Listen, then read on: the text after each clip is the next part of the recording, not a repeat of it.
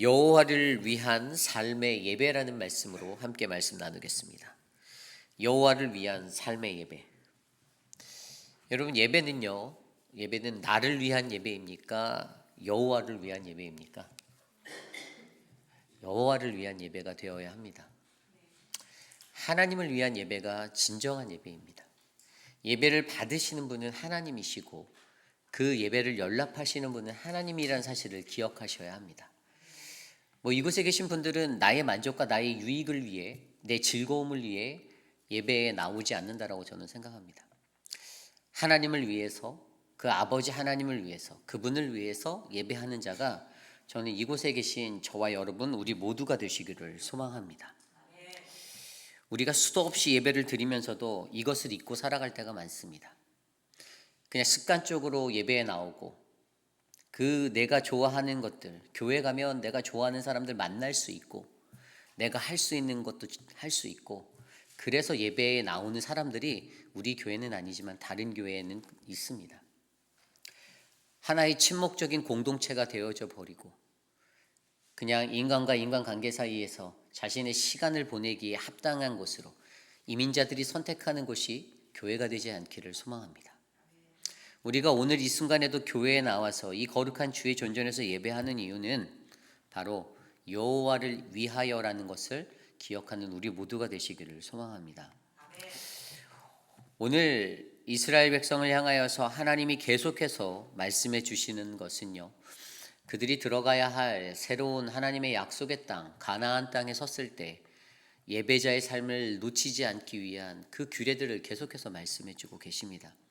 특별히 오늘 말씀에서는요, 이스라엘 백성들이 반드시 지켜야 하는 절기들을 설명해 주시면서 그 절기들을 통하여서 하나님을 예배함이 얼마나 중요한지, 그들의 삶의 예배가 얼마나 중요한지를 다시 한번 상기시켜 주고 있습니다. 여호와를 위한 삶의 예배를 드리기 위해서 오늘 우리는 무엇을 해야 하는지, 오늘 주신 민수기 말씀을 통하여 함께 묵상하는 거룩한 시간 되기를 소망합니다. 여호와를 위한 삶의 예배 첫 번째는요, 하나님의 은혜에 감사해야 합니다. 하나님의 은혜에 감사하라. 오늘 말씀 16절부터 25절까지에는 유월절과 무교절에 대한 그 절기에 대해서 설명해 주고 있습니다. 우리가 잘 알듯이 유월절은 어떠한 절기입니까? 유월절은 이스라엘 민족에게 있어서 하나님의 구원의 은혜를 경험하고 기억해야 하는 날로 지켜졌던 명절입니다. 모든 구원은 바로 하나님께 있다. 애굽에서 종살이하던 그들에게 400여 년의 시간 동안 고통받던 그들에게 하나님은 그들의 삶이 해방될 수 있는, 억눌리고 짓눌려 있던 그 삶이 다시 회복되고 자유를 얻을 수 있는 그 해방의 기쁨을 주셨습니다. 그리고 그 날로 말미암아 이스라엘 백성들은 자자손손 계속해서 하나님이 그날에 주셨던 그 출애굽, 그 유월절의 은혜, 그것들을 기억하게 하기 위해서 어떻게 해요? 이 날을 지키다라고 명하여 주셨습니다. 오늘 말씀 16절이 이렇게 시작됩니다. 첫째 달 14째 날은 여호와를 위하여 지킬 유월절이며, 유월절이 언제라고요? 첫째 달. 유대력으로 바로 첫째 달, 이 아비법이라 불리는 이 첫째 달에 이 14째 날을 여호와를 위한 유월절로 지키라라고 말씀해 주고 있습니다. 그리고 15째 날, 그 다음 날 15째 날부터 7일 동안은 무교절로 지켜야 한다라고 우리가 알고 있습니다. 이들에게 오늘 이러한 유월절을 말씀하여 주시면서 17절에는 그 무교절에 대해서는 또 이렇게 얘기하죠. 15째 날부터 명절이니 이래 동안 무교병을 먹을 것이다 라고 기록하고 있습니다. 그리고 그날에 해야 하는 일들에 대해서 정리를 해주시는데 18절에 보면 첫날에는 성회로 모여야 하고 아무 일도 하지 말아야 하고, 여호와께, 또 19절에 가보면 여호와께 화제를 드려 번제가 되게 하여야 하고, 또 소제를 20절에 소제를 드려야 하고, 또 속죄제를 드려야 하는 게 22절에 나오고요. 또 아침에 번제, 저녁에 번제를 드리는 상번제를 꼭 드려야 한다라고 나와 있고요. 24절에 보면 너희는 이 순서대로 이레 동안 매일 여호와께 향기로운 화제의 음식을 드리되 상번제와 그 전제 외에 드릴 것이며, 그리고 마지막으로 25절에 보면 마지막 날에는 성회로 모이고 아무 일도 하지 말라라고 기록하고 있습니다. 하나님이 이 일을 지키는 것에 대한 기준과 방법들을 다 알려주셨어요. 그런데 여기서 우리가 중요하게 여겨야 하는 것은요, 유월절이라는 절기와 그리고 무교절이라는 절기가 가지는 진정한 의미를 알아야 합니다. 그들에게는 우리가 알고 있듯이 절기라는 것은 어떤 기념되어지는 날들이잖아요. 자신이 구원을 받았다라는, 애굽에서부터 종살이하던 우리가 구원을 받았다라는 그 해방의 기념일로 그들이 이 날을 섬기고 있지만, 사실 그 구원의 날에 가장 더 집중해야 하는 것은 그 구원을 베푸신 하나님의 은혜를 기억하라는 겁니다. 그게 더 영적인 해석이에요. 아, 그날 우리가 독립했지, 그날 우리가 자유를 얻었지, 거기에서 멈춰지는 생각은 지극히 인간적인 생각이고요. 그것을 뛰어넘는 생각은 그때 그날에 나에게 구원을 베푸신 그 하나님, 이 땅의 모든 구원은 하나님께 있고 그 은혜가 내게 있었다라는 것에 감사할 줄 아는 그 마음이 믿는 이들에게 요구되어졌다라는 것입니다. 가나안 땅에 들어가서도 하나님은 벌써 몇백 년 전에, 수백 년 전에 있었던 이 이야기를 잊지 않게 하시기 위해서 결국 그것은 무엇입니까? 하나님의 은혜에 감사하며 살아라. 너희가 어느 곳에 서 있던지, 어떠한 땅에 서 있던지, 어떠한 미래를 마주하던지 하나님의 너희에게 베풀어 주신 그 은혜를 결단코 잊지 말아라 라고 설명해 주는 것입니다. 그러므로 오늘 우리가 마주한 유월절과 무교절, 이 은혜를 통해서 실질적으로 저와 여러분들은 어떻게 해요? 이 물리적인 이 유월절과 어떤 무교절을 지나지는 않고 있잖아요. 네. 우리는 그걸 경험하지 않았잖아요. 이스라엘이 경험하는 이 날을 우리는 경험하지 않았잖아요. 하지만 영적으로는 우리가 그 날들을 경험했지 않습니까? 우리들 인생에서 죄의 노예가 되어 있었던, 그냥 육적인 모습으로 여기서 이러 쿵 저러 쿵 이리 쿵쿵 저리 쿵쿵 부딪히며 살아가던 그 혼미한 인생이 예수님 만나서 사람 됐잖아요. 물론 아직 안 된 분들도 있을 수도 있겠지만 그 하나님의 은혜에 감사할 줄 아는 그 마음이 있으셔야 한다는 겁니다.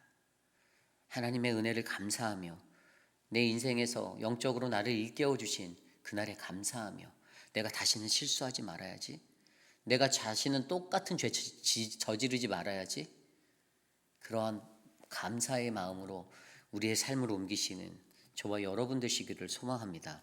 이것이 바로 여호와를 위한 삶의 예배 첫 번째, 은혜에 감사하며예요.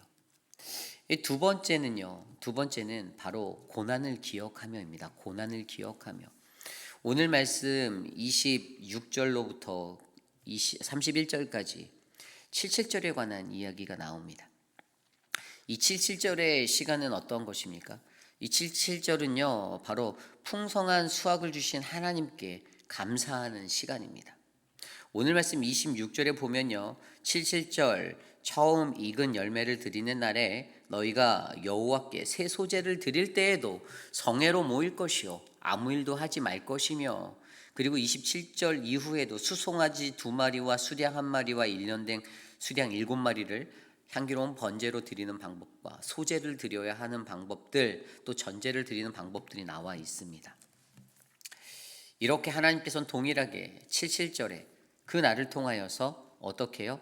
그들에게 역사하신 하나님, 그 하나님께 감사하는 방법, 그것들을 알려주는데, 그 감사는 고난 중에서 너희에게 이러한 기쁨을 주신 하나님을 감사해라 이겁니다. 무교절에 보면요, 그 무교절 안에 안식일이 껴 있잖아요. 주일이라고 하는 그 안식일로부터 정확하게 어떻게 해요? 50일이 되는 날을 계산하는 겁니다. 그래서 그날이 오늘날 우리가 섬기는 추수감사절이 되는 거예요. 맥추감사절 같이 그 감사의 것들을 하나님께 올려드릴 수 있는 것. 그런데 거기에서 그냥 나에게 이러한 소출을 주셔서 주님 감사합니다, 물론 그 의미도 맞지만 더 깊은 것은 그 삶을 통해서 그들이 고난받았고 힘들었던 그 역경 속에서 오늘 내게 주신 이 풍족한 것들을 돌아볼 수 있는 은혜를 바라보라는 것입니다. 고난을 기억해야 한다는 거예요.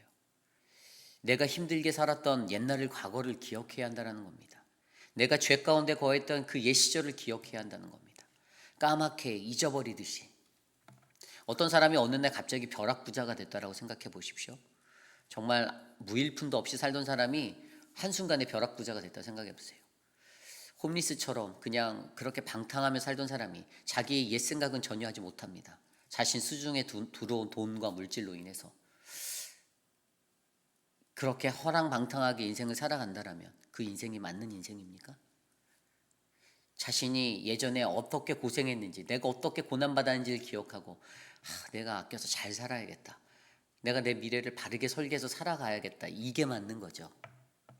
그런데 그냥 한순간에 큰 물질이 생겼다고 해서 내 인생이 바뀌었다고 해서 인생 역전이다. 사나 죽으나 놀자. 오늘은 다시 오지 않는다라고 하고 살아간다면 그 인생은 하나님이 보시기에도 참으로 안타까운 인생이 될 수밖에 없다는 겁니다. 과거를 기억하셔야 합니다. 내가 어떠한 죄인이었는지를 기억하셔야 해요. 내가 어떠한 고난을 받았는지를 기억하셔야 합니다. 그리고 그 속에서 하나님이 내게 주신 감사를 기억하며 77절을 보냈던 것처럼 오늘 내게 주신 이 풍요로움, 이 풍족함, 그것이 다 하나님의 것임을 인정하셔야 하는 것입니다. 이것이 우리에게 필요합니다. 오늘 이 77절의 절기를 보내야 하는 이스라엘도 그들이 동일하게 성회로 모이고 아무 일도 하지 않고 이러한 번제와 전제와 소제를 드려가며 나아가는 이유는 예배 아닙니까? 예배. 하나님께 감사하기 위해서.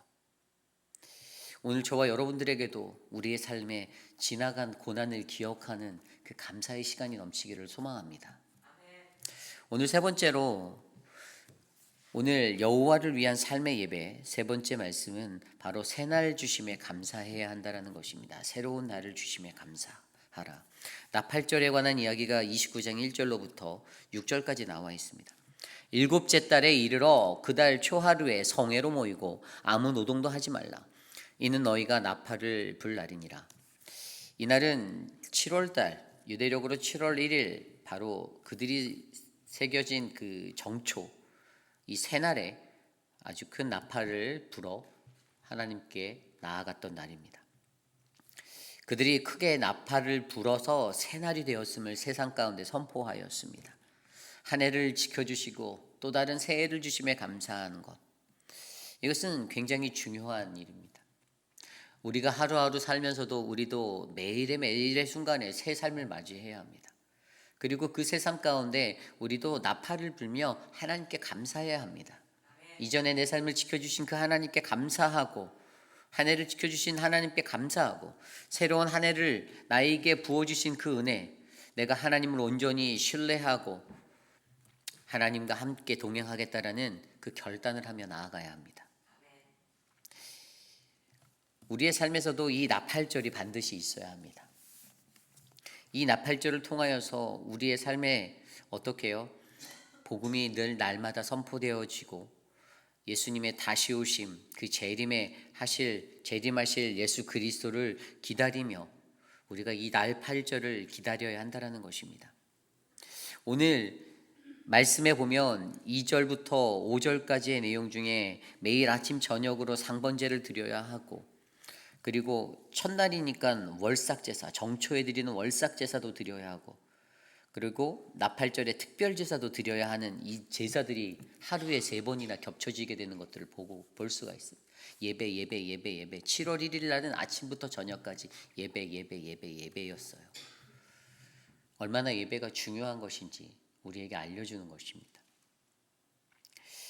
어쨌든 오늘 이 시대를 살아가는 저와 여러분에게도 우리에게 주시는 새날에 관해서 늘 감사하며 하나님 앞에 나아가시기를 바랍니다. 오늘 이 하루는 그냥 찾아온 것이 아닙니다. 하나님이 어젯밤에 저와 여러분들의 목숨을 앗아가실 수도 있었습니다. 그런데 하나님 그분이 여러분들에게 기회를 주시는 거예요. 인생을 똑바로 잘 살아야 한다라고 하나님의 말씀대로 그 기회를 얻은 자답게 그 인생을 살아낼 수 있도록 내게 주신 새날을 감사하며 살아가시기를 간절히 축원합니다. 오늘 마지막으로 여호와를 위한 삶의 예배. 오늘 마지막으로 바로 죄 사함에 감사해야 한다는 것입니다. 죄 사함에 감사하라. 오늘 말씀 29장 7절 이후의 말씀에 보면요. 일곱째 달 열흘 날에는 너희가 성회로 모일 것이요. 대속죄일에 관해서 얘기하고 있습니다. 대속죄일. 이스라엘 백성이 지켰던 1년에 단 한 번 있었던 자신의 죄를 유일하게 지어낼 수 있었던 날, 속죄받을 수 있었던 날. 우리가 잘 알듯이 대제사장이라는 사람을 통하여서 이것을 얻을 수 있었지만 그때 그 백성은 그 대제사장만 믿고 아무것도 하지 않아도 된다라는 것은 아니었습니다.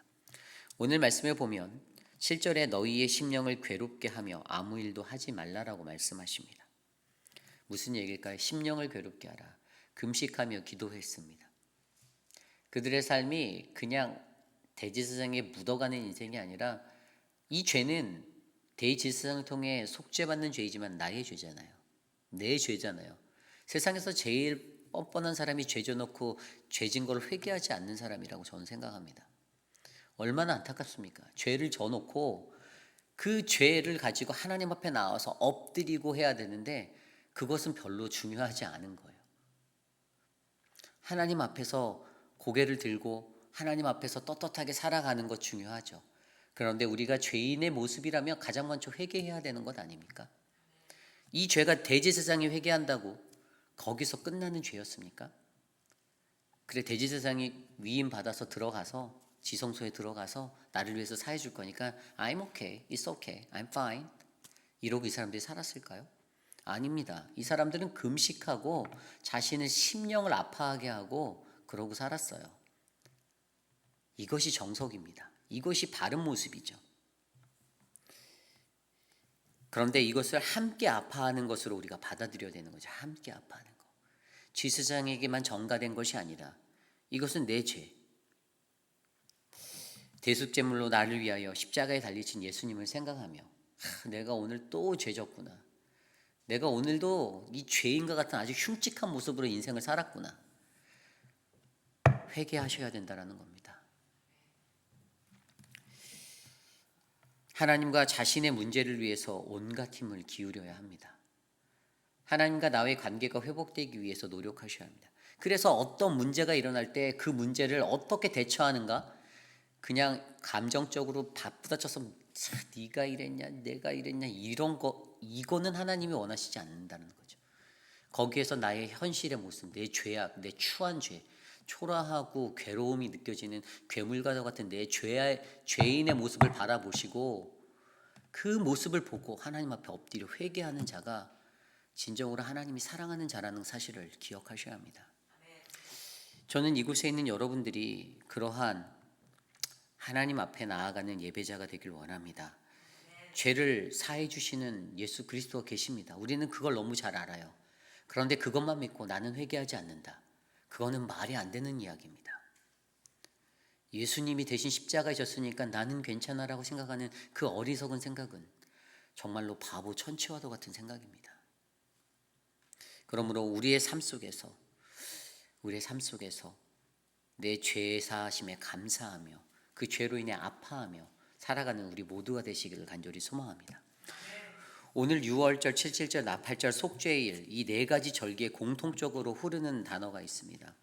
그것은 바로 성회로 모여라 그리고 노동을 멈추어라입니다. 왜 그랬을까요?